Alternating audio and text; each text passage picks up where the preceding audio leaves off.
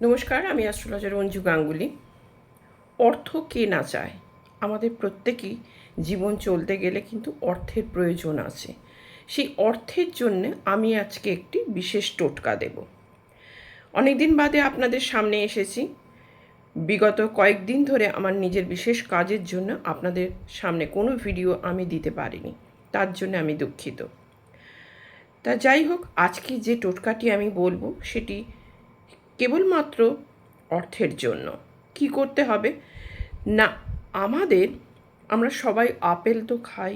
আপেলের ভেতর দেখবেন দানা থাকে, সেই দানাকে আপনাকে সংগ্রহ করতে হবে এবং সেই দানা 9টি দানা নেবেন।